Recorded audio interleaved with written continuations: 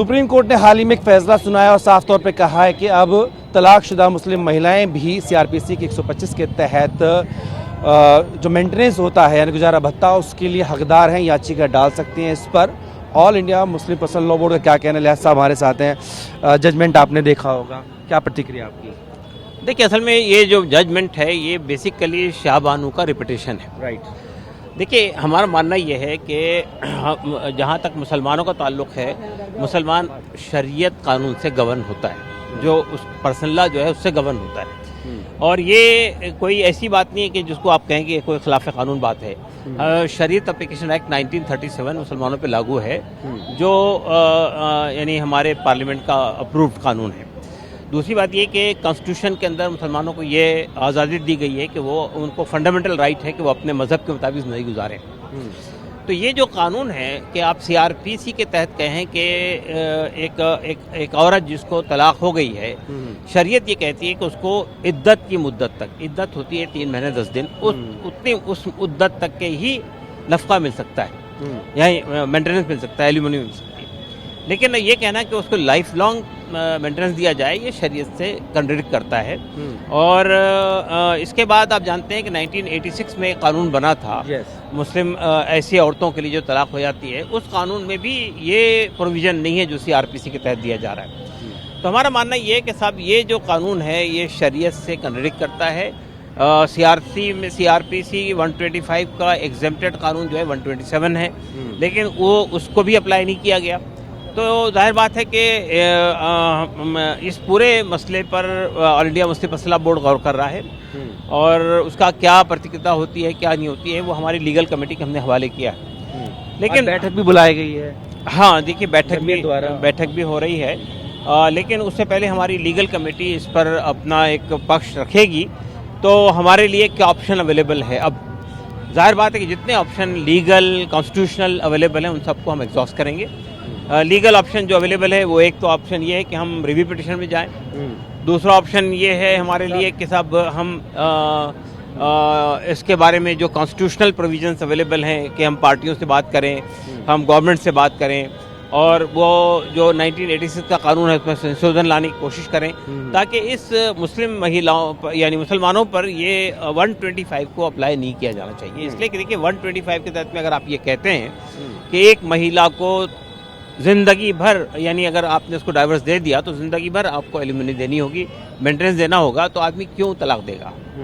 तलाक अगर नहीं देगा तो ज़िंदगी अजीर्ण हो जाएगी। तलाक कब होती है? तलाक उस वक्त होती है जब दोनों साथ रहने के लिए में दोनों के अंदर वो आमादियत नहीं है, दोनों साथ नहीं रह सकते हैं, उसी वक्त तलाक होती है। लेकिन इसमें ये सवाल भी तो उठता है कि मान लो कि वो महिला नहीं देना चाहती और उसके शौहर तलाक दे देते हैं, तो वो उसका गुजारा भत्ता कैसे होगा? आगे वो कैसे अपना भरण पोषण करेगी? शरीयत ने इसकी रास्ता भी निकाला है।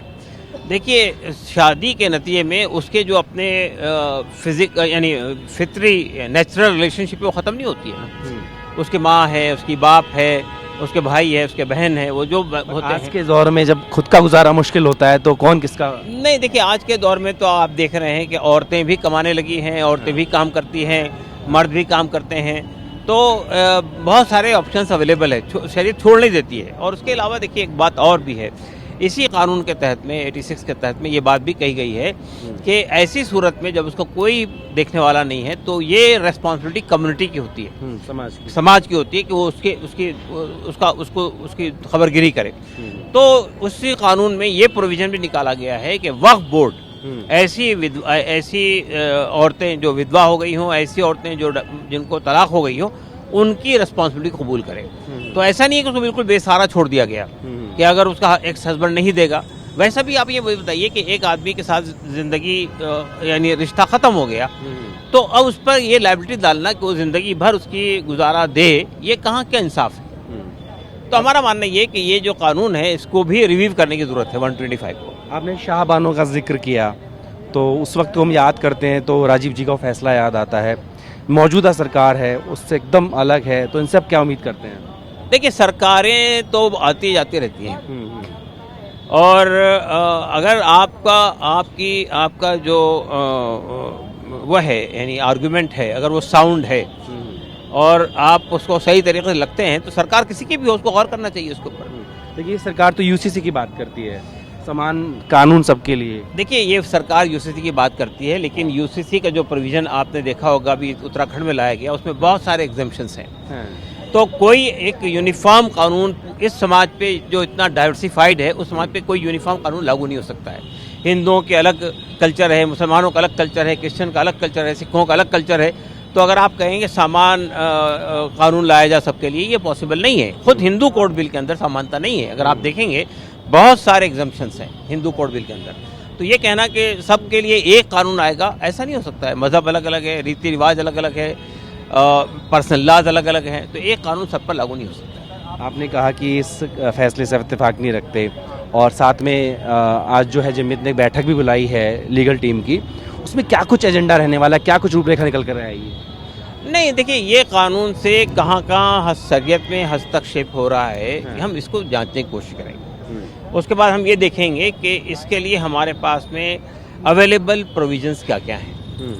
तीसरी बात हम ये देखेंगे कि अगर इसका इम्कान है, इसकी पॉसिबिलिटी है कि इसके रिव्यू के लिए हम जा सकते हैं, तो हम रिव्यू पिटीशन भी दाखिल करेंगे। तो ये कई ऑप्शंस हैं। हमारी लीगल कमेटी स्टडी कर रही है इस कानून की। लीगल कमेटी हमें बताएगी कि भाई इसमें ये ऑप्शंस अवेलेबल है, उसको हम एग्जॉस्ट करेंगे। और क्या विकल्प है? क्योंकि जब कानून कोई फैसला सुप्रीम कोर्ट सुनाती है तो वो लागू हो जाता है, फिर बहुत लोग उसे कानून की तरह ही लेते हैं। और क्या विकल्प आप देख रहे हैं? एक तो रिव्यू पिटीशन में आप जाएंगे। इससे पहले भी सुप्रीम कोर्ट के कई फैसले हुए हैं, उसमें कभी रिवीजन के अंदर बदल गया वो फैसला जाके, कभी जो है सरकार ने दूसरा कानून लाके उसको ख़त्म कर दिया। तो ऐसे कई फैसले हैं जो आते भी हैं और बदल भी जाते हैं, और उसके बाद दूसरा कानून बन जाता है। तो वो जितने ऑप्शंस अवेलेबल हैं उन सबको इस्तेमाल करें। अगर रिव्यू पिटीशन आपके हक में नहीं आती है तो आपने कुछ सोचा होगा ना, कैसे करेंगे फिर आगे? नहीं सोचेंगे, मतलब देखिए, आज ही हर चीज़ का फैसला नहीं होता है ना। जब कोई सिचुएशन क्रिएट होती है तो उस वक्त सोचा जाता है। मौजूदा स्थिति में आप कैसे कहेंगे इसके लिए? नहीं, मौजूदा स्थिति के अंदर मैंने बताया आपको, जितने ऑप्शंस अवेलेबल हैं उन सबको हम एग्जॉस्ट करेंगे। वो ऑप्शन लीगल भी है, वो ऑप्शन कॉन्स्टिट्यूशनल। आपको शरीयत के खिलाफ मान रहे हैं इस फैसले को? यकीनन शरीयत के खिलाफ है। तो देखिए, हिंदुस्तान में एक कानून है, वो कानून भी यानी इंडिया का कानून है, वो है शरीयत एप्लीकेशन एक्ट। मुसलमानों पर शरीयत के मामले में वही कानून लागू होता है। जैसा हिंदू कोड बिल है, हिंदुओं के लिए कोड बिल है ना, तो अगर कोई अदालत हिंदू कोड बिल के विपरीत कोई फैसला देगी तो क्या करेगा आदमी? वो जाएगा अदालत के खिलाफ में। अगर कोई अदालत शरीयत एप्लीकेशन एक्ट के खिलाफ फैसला देती है तो हमारे पास जो ऑप्शन अवेलेबल है हम उसको इस्तेमाल करेंगे। ठीक है, बात का शुक्रिया।